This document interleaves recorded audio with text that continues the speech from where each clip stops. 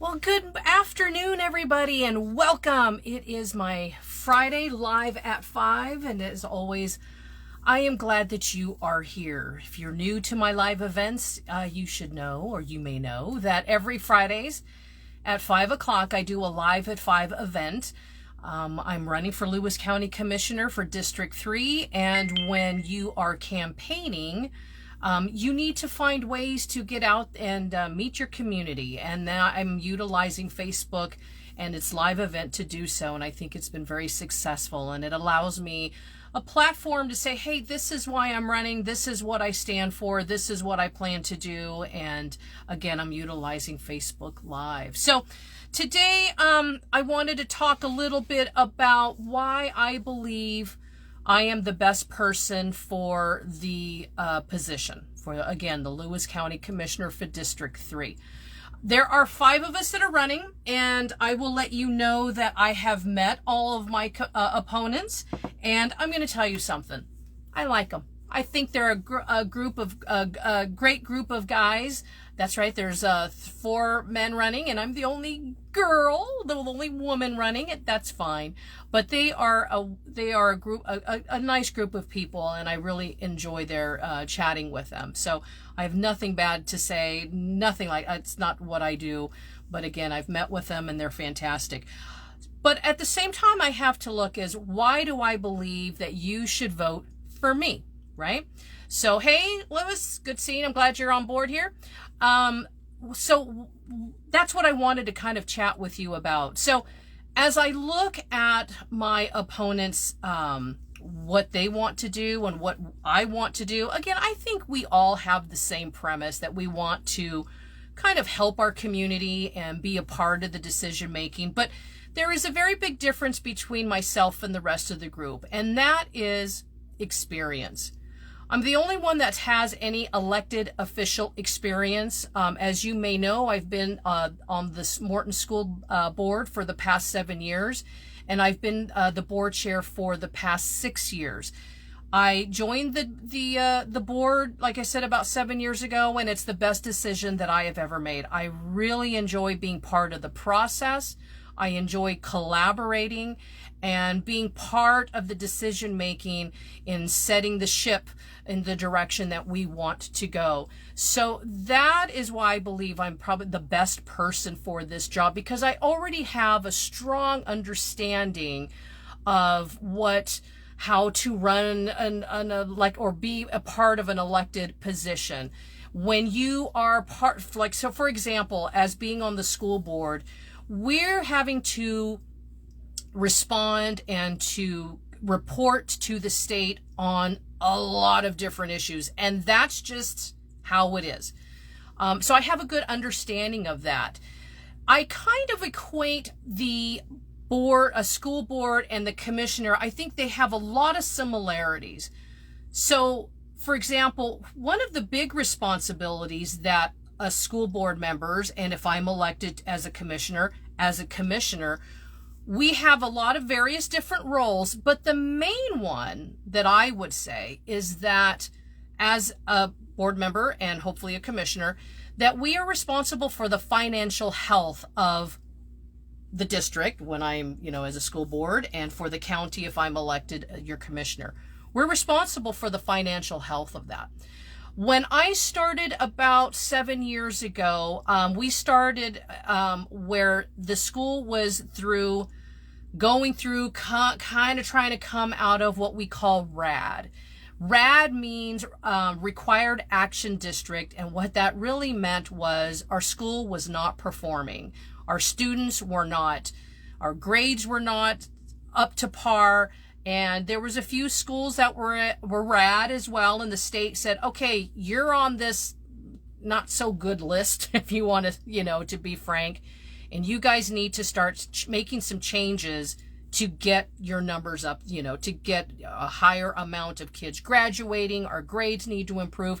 I think it was a wake-up call, because let me tell you, we didn't have bad teachers there. I think we had a lot of fantastic teachers, but I think at times when you're doing something, you tend to get complacent, and you tend to not change as times change. So we keep doing the same thing over and over again.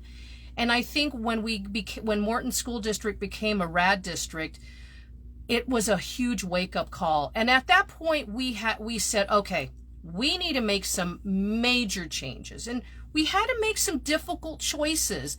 There's some teachers that, again, that I think were fantastic teachers, but they moved on because they weren't willing to make a change. And we had to do something different because we did not want the state to come in and run the school.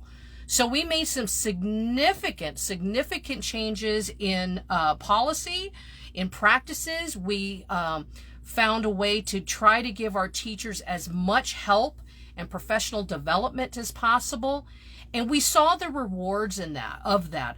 I want to say probably 2013, 14, 15, our elementary school won state achievement awards because of our improvement. And so I think that is a testament to, we looked at the problem and we worked together to try to become better than what we were. And so that also included, when I started, we were managing about a $4.5 million budget. And through the years, those numbers have increased. Now, those numbers have increased for a couple of reasons. One, I think some of you may have heard of the McCleary decision. Supreme Court said, hey, Washington, you're not giving enough money to the schools to allow them to do their job sufficiently. So we are getting more money from the state, but we're also, the way schools get money is by head count, if you will. So the more students that go to the school, the more money that a district gets. That's why when you see Seattle and Tacoma and Olympia with such a much larger budget than we do, that's because they have more students in the system, and so you get more money. So anyway, we started at about $4.5 million budget that we had to bring up and adhere to and manage. And during that time, here's something else. I mean, again, when you get into an elected official or an elected position, you find that a lot of times the state will say, oh, in 2 years, you need to start paying this. And you're like, oh, we have budgeted ahead of time, and we have to shift very quickly. And I think we've been very successful in doing so. So, with that, we've had to make that shift. Anyway, where I'm getting to is through the years, we've increased we were $4.5 million to $4.8 million that we had to manage and maintain. Oh, where I was leading to about the constant changes. At times we've had to really buckle down because there was an expense that we were required by the state to say, you're going to pay, this certain fund, and we have to do so. It's by law. We have to do it. And so there are times we've had to make some very difficult decisions. And that is very much kind of like when you're doing your own finances, right? So much money's coming in, so much money has to go out.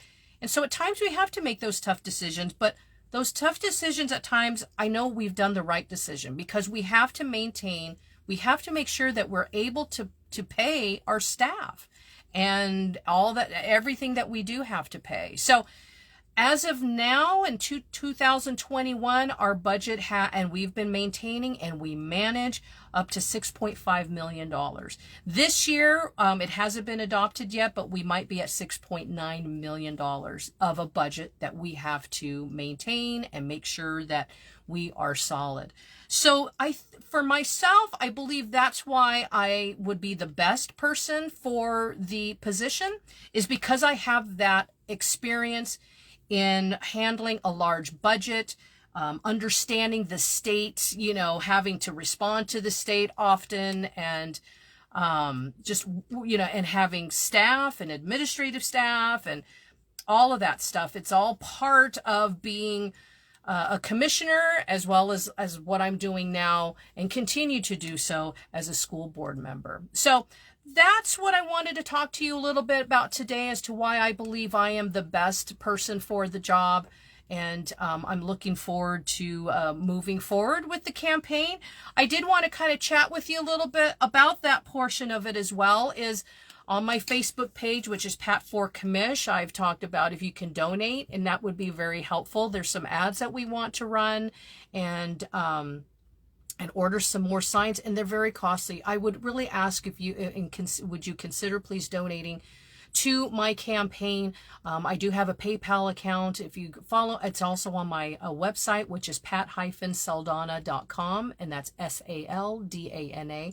$5, $10, $20, anything would be very, very helpful in moving forward in our campaign. Because again, we need some more signs, and I want to do some more radio ads. I think that's very helpful.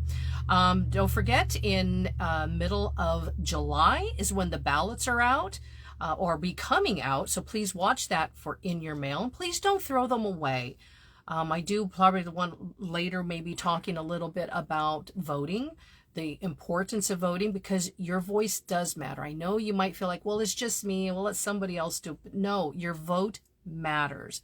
We have a right to vote, and let's utilize that opportunity, right? So yeah, the votes are, the pamphlets, the ballots will be coming out in mid-July, and they are due, I believe, August 2nd. So that will be for the primary. So please kind of keep your eye out on that.